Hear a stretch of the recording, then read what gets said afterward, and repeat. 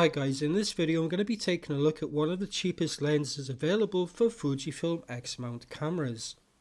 This is the Pergear 50mm f1.8, a manual focus prime lens that I picked up on Amazon for just over €70.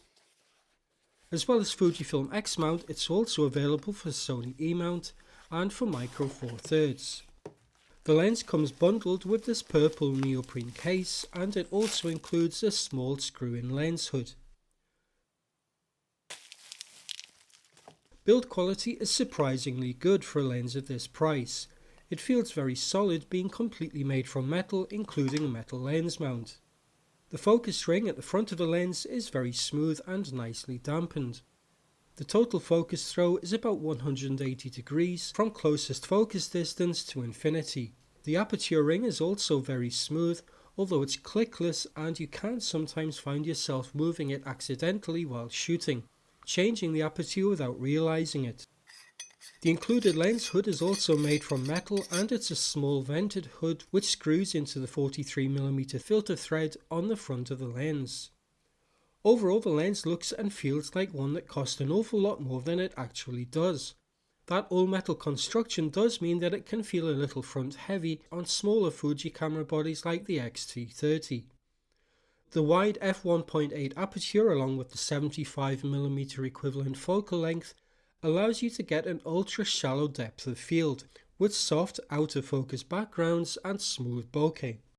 Center sharpness is very good, in fact much better than I was expecting at f1.8.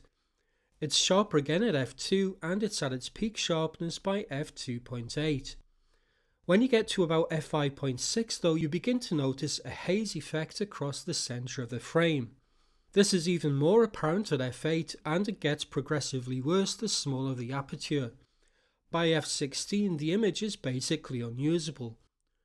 With still images, this white haze can be mostly removed in Lightroom by using a radial filter with the dehaze slider. When shooting video though, it's a little bit more complicated. In Final Cut Pro, the haze can be removed by using a curves color correction with the circular shape mask applied, but it takes a lot of work and trial and error to get the curves just right. It would be far better to prevent the haze from appearing in the first place.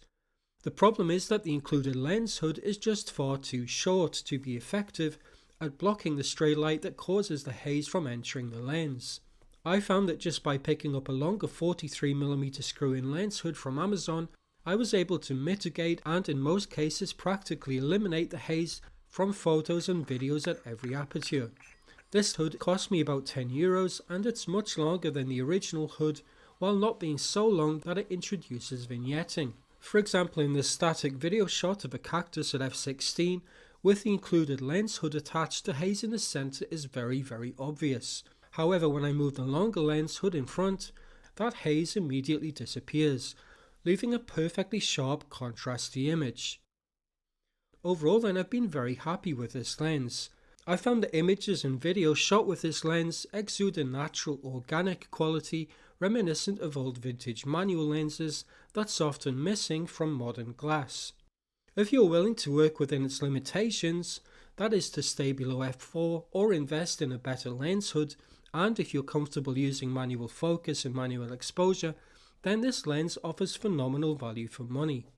You won't find a better lens for Fujifilm at this price. I'll put links to both the lens itself and to the replacement lens hood down in the video description. That's it for this video, thanks for watching.